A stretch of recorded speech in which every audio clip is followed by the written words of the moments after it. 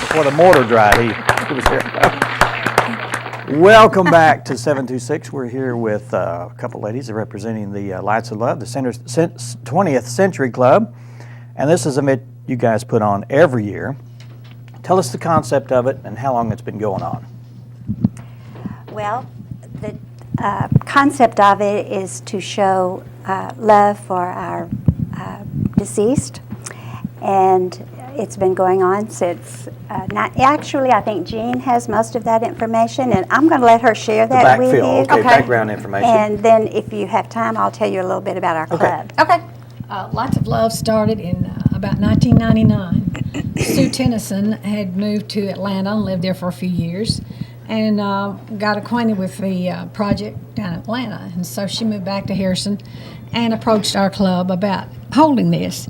Now, since the oversight and care of the cemeteries is our main project, our ladies were very enthusiastic to do this, and so that's when we started in 1999. Okay, and wow, that's a long time, actually. 16 years. Goodness gracious. So tell us a little bit more about what, if you are a part of this, what happens? Okay. We start on a Saturday morning and fill white sacks with sand and put a votive candle into them, and we call them luminaries, and we have them filled and ready for people in Harrison who'd like to come by and remember their loved one or friend with a luminary. Okay. They need to come in the main gate of the cemetery. Maplewood Cemetery is where we're talking Maplewood about. Cemetery. We'll have lights at Rose Hill and Maple Leaf as well. But of course, the largest cemetery is Maplewood. We have one member who goes to Rose Hill, which is the oldest and the least visited cemetery, Pat Kennedy, and takes a token amount over there. So there will be some luminaries over there too. Is that an addition? As that just started? Have you been doing that from the beginning? We've been doing that from the beginning. Well, I'd never heard that before. I didn't realize that No, we didn't never heard that before. So I'm That's glad cool. to know that. Anyway, we will have those ready for the public to pick up about 1 o'clock. Okay. And they can come by. We do not charge for the luminaries. You may take as many as you like. However, we do accept donations. And the donations that we do receive will be applied to the restoration and preservation of the cemetery and the trees there. Okay. And if you are from this area, which you know exactly what they're talking about with the beautiful trees there, the maples, and they've just gone through their season of being so brilliant. Okay, we've talked about this, but we haven't mentioned any dates yet, so let's talk a little bit about that. Okay, this will be on December 6th, on Saturday, December 6th, with an alternate rain date of December 13th. And, Rain/wind date? pardon? Wind. Possibly. Wind Yes. date. I Yes, know the that's ground has a to nightmare with The ground has to be relatively dry Yeah. so that our sacks don't fall apart. right.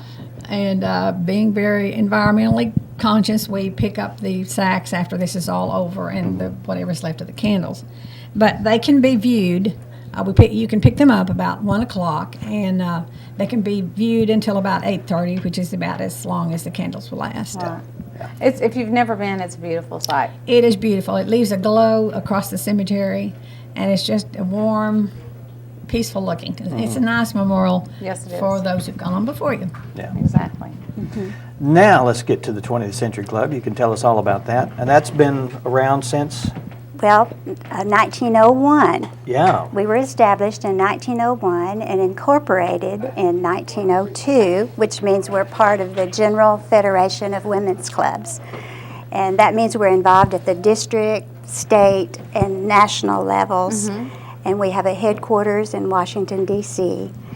And even though the cemetery is our primary project and it's year-round, we also have lots of other projects. For example, the dictionary project for third graders in Boone County. We have just collected clothes baskets filled with cleaning supplies and paper products for the young mothers of Circle of Life. We have members who take Meals on Wheels on Mondays. We do the veterans flags, on Memorial Day, and book bags for summer school children. But when it comes to the cemetery, I want to make clear that everything we do is in cooperation with the city. They are owned by the city, and there is a city cemetery committee, and they oversee the Cemetery Perpetual Fund, which was money from the sale of lots to do mowing and major type of maintenance, like this ice storm in 2009. I think it was about $30,000 worth of restoration that had to be done, and so You don't want to take credit for all that. we got permission from right. the city to spend part of that fund. But then our club has our own fund, and out of that, we have bought signs for the cemetery, the markers, the block markers, and we periodically buy trees, but we get permission wherever the city wants them planted, and we also work with a certified arborist in the selection of trees. Okay. And we also hire Mr. Chuck Spees, who works part-time in watering and mulching and doing lower trimming on the trees. And there's quite a bit of maintenance required, so. Right. But there's over 800 trees, or almost 800 trees in the cemetery. And as you mentioned, if you were up there between mid and the end of October, I know I had to just sit for a while because the traffic was so heavy and many out-of-state cars. So I feel like it's one of our really precious tourist attractions for Harrison. It is. And I'd like to tell you just a little bit more about our project. The first year that we did Lights of Love, we placed 400 luminaries in the cemetery. The last time we did it, we placed 3,000. Oh my goodness. So you can see that it has really grown and that we've needed some help. I'd like to mention some of the people who have helped us. ABC Block has been contributing the sand, and Ken Milburn at Pippin Wholesale Grocery has contributed the sacks. The Boy Scouts have helped, the Key Cubs have helped, Kiwanis Lions and Rotary Clubs have helped, and Key Clubs from Harrison, Bergman, and Valley Springs. And some of the scouts and extra people have lit the candles. We light them about 4:30.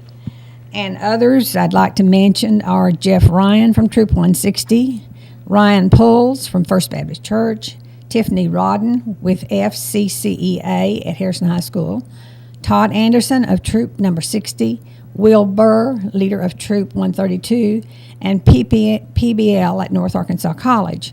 We are so thankful for all this help, you can imagine, with the extra load. I'd also like to mention our cemetery committee. Mary Spees is our cemetery chairman this year, and she's doing a fabulous job. Mary always does.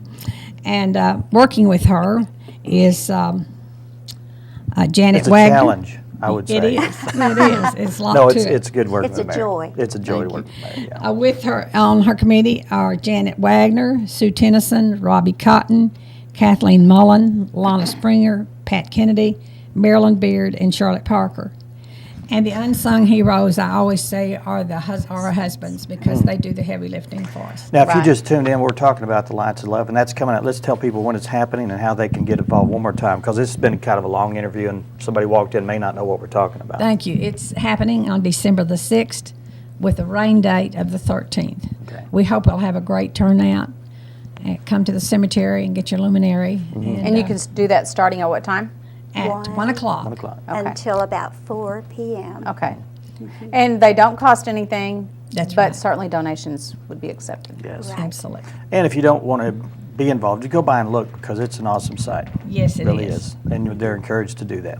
Thank y'all very much for dropping by. Thank you. Appreciate Thank it you very for much. having us. We appreciate Thank it. you for having And we're going to take a break. When we come back, we're going to be talking with Wanda Massengale from the Ozark Humane Society, and she's brought a guest with her. We'll talk to her and the guest in just a couple minutes. Stay with us.